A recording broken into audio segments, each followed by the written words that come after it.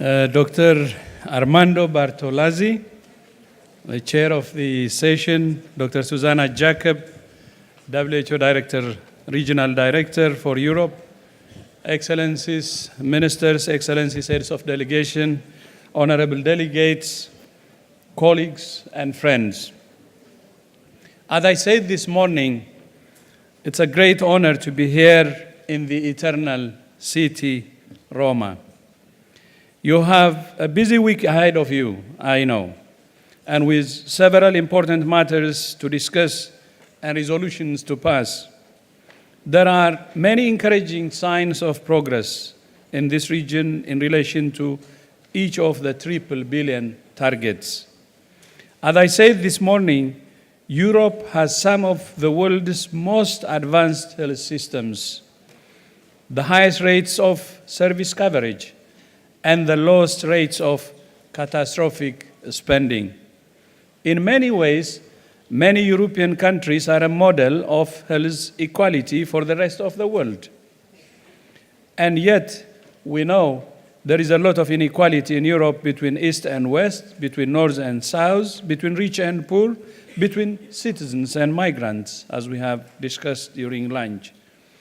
The most established health systems face challenges of financial sustainability.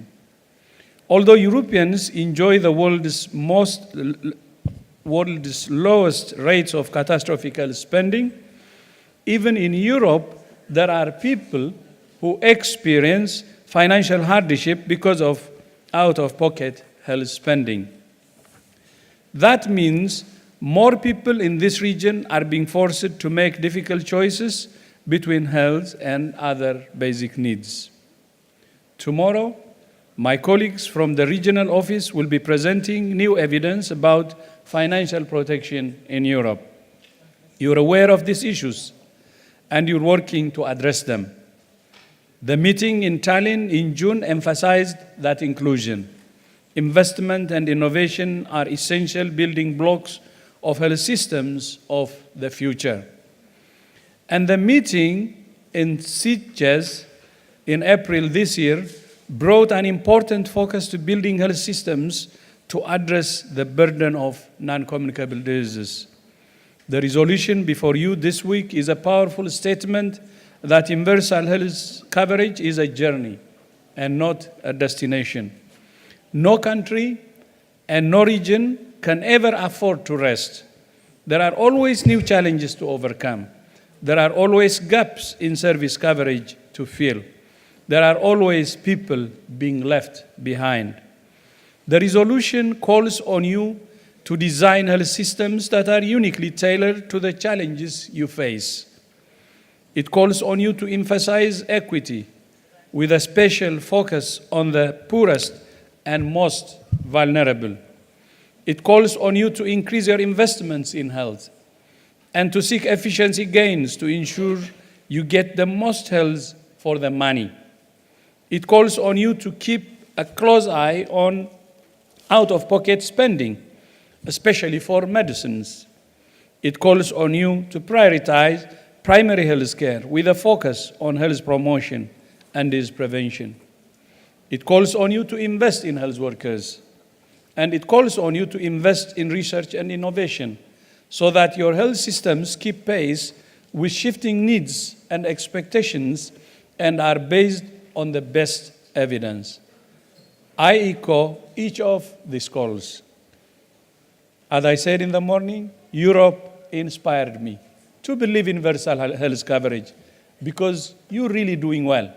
But there are these issues you need to address too. Investing in health is not only the right thing to do, it's the smart thing to do. It's an investment not just in healthier populations, but in more prosperous and stable societies. It's an investment in the future, but it's also an investment in the now, in the present.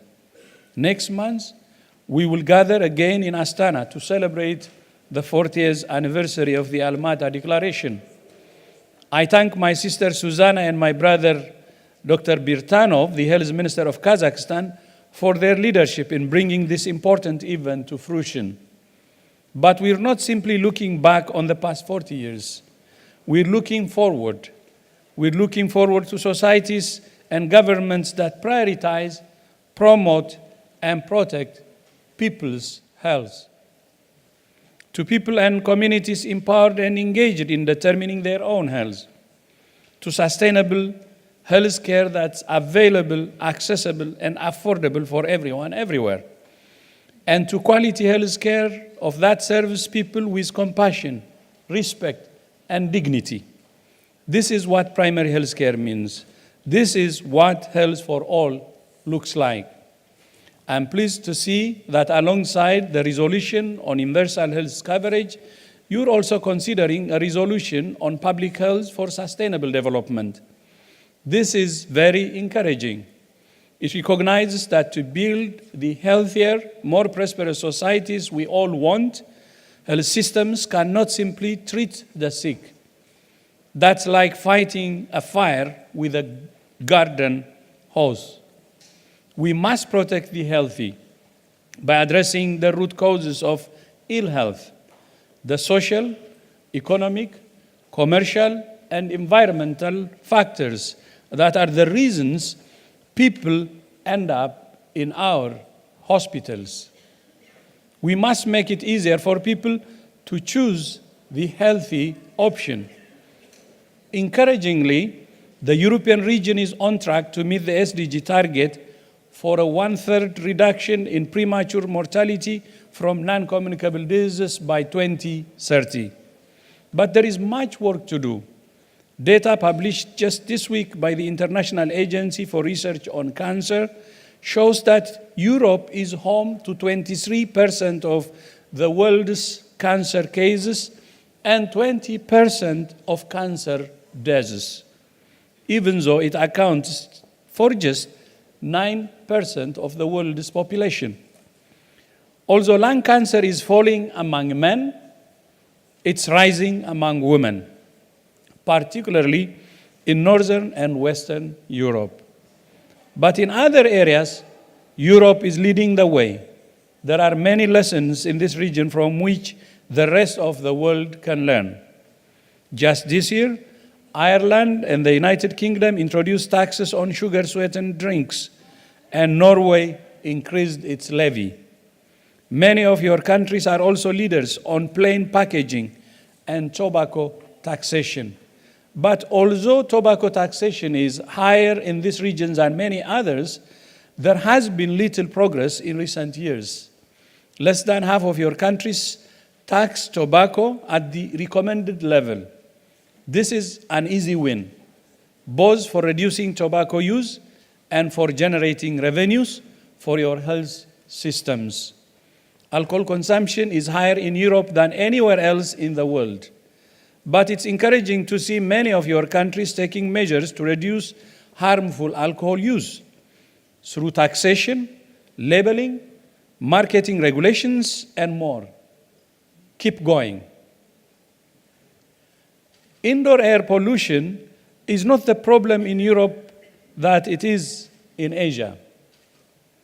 And yet, more than 500,000 people die prematurely every year because of outdoor air pollution. These are just some of the successes you have had and the challenges you're facing. I know there are many more.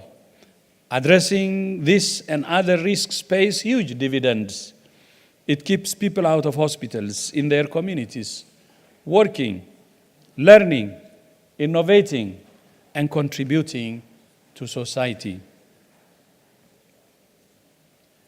Many of the risks I have described affect men, which is why the strategy on the health and well-being of men is so important. It provides a much-needed complement to the strategy on women's health adopted 2 years ago.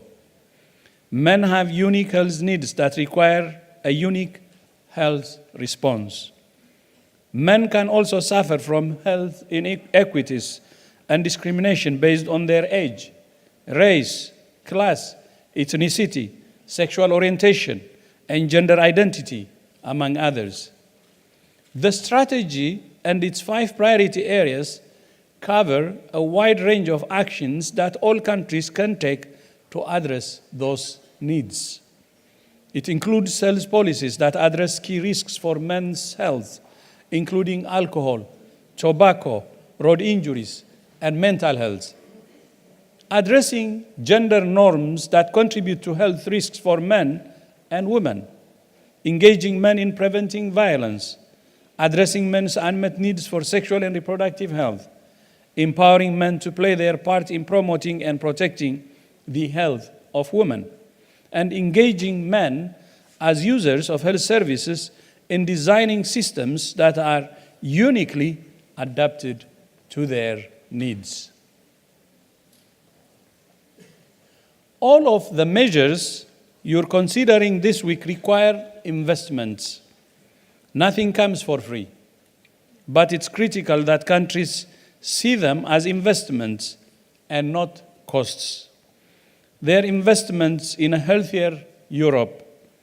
They're investments in a fairer Europe. And they're investments in a safer Europe. You will get tired of hearing me say that health systems and health security are 2 sides of the same coin. But I will keep saying it because it's a fundamental truth. I will keep saying it until vulnerable people are no longer left exposed to outbreaks by the weaknesses of their health systems.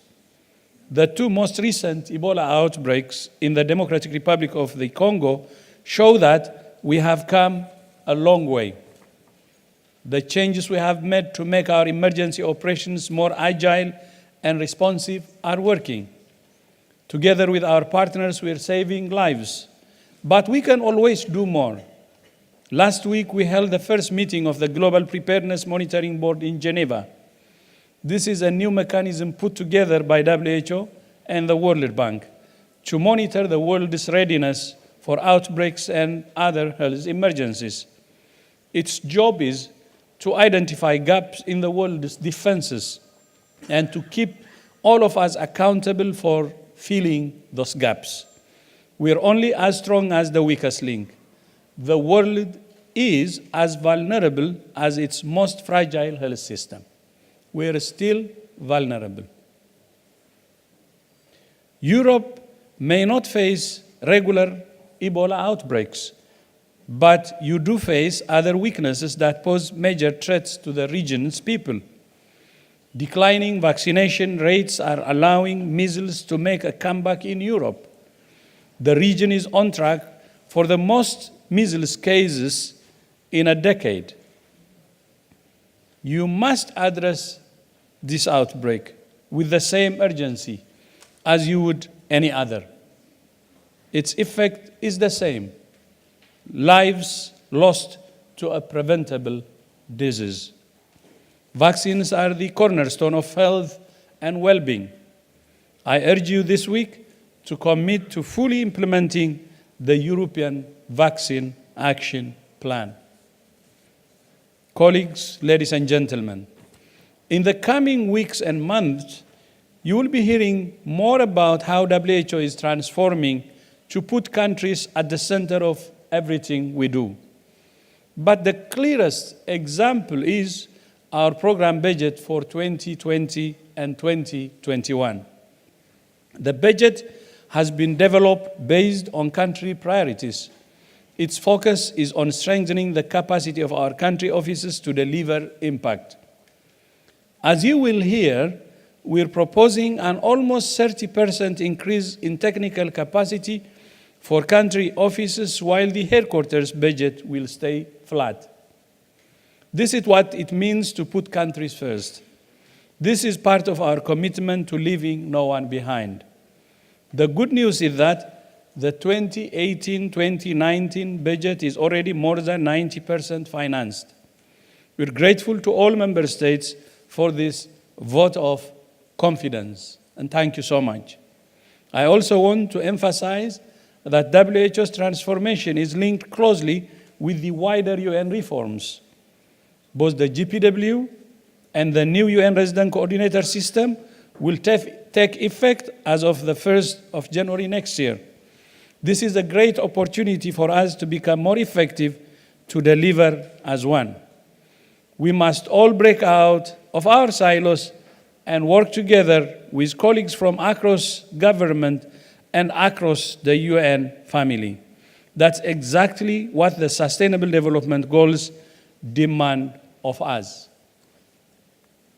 One UN family, whole government focused on achieving the SDGs that we have committed to implement in 2015. In closing, I leave you with 3 challenges. First, I urge you to rise to the challenge you're setting yourselves on universal health coverage. Take ownership for ensuring that people of this region are set free from catastrophic health spending. Celebrate your successes, learn from your mistakes, and share those lessons with the region and the world. Europe is home for universal health coverage. It should continue to lead from front and center. Second, I urge you to work with your colleagues across government to promote and protect health, as well as treating disease.